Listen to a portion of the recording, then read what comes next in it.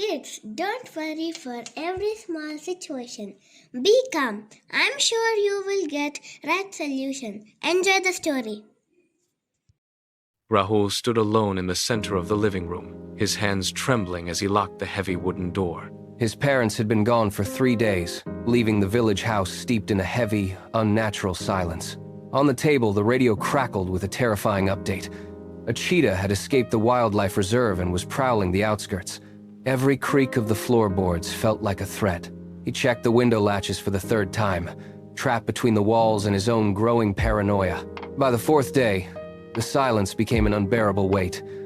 Hunger forced his hand. Gripping a kitchen knife with white knuckles, Rahul took a deep breath and stepped out onto the porch. The village path was eerily empty, the usual morning bustle replaced by a haunting stillness. He walked toward the market, his ears straining for the slightest rustle in the grass. Every shadow seemed to move, and his heart hammered against his ribs like a trapped bird seeking escape.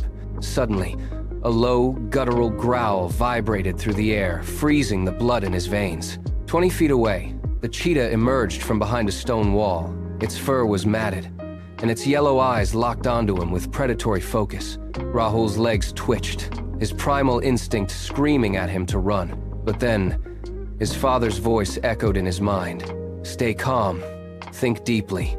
He forced his heels into the dirt, stopping his retreat. He watched the cheetah's muscles tense, knowing that a single fast movement would trigger the chase. Slowly, he lowered his gaze, avoiding the challenge of direct eye contact. Inch by inch, he began to slide backward, keeping his movements fluid and silent. Finally, the golden predator turned, slinking away into the dark forest edge, losing interest in the boy who refused to be prey. Rahul didn't stop until he slammed his front door shut, collapsing against the wood with a heaving chest. A week later, when his parents returned, they found a different young man. He sat on the porch with steady hands and a clear gaze. As he told his story, his father placed a hand on his shoulder. Rahul simply nodded. He finally understood that the sharpest weapon against fear was not a blade, but a quiet, disciplined mind. Kids, the moral of the story is don't worry, stay calm and think deeply.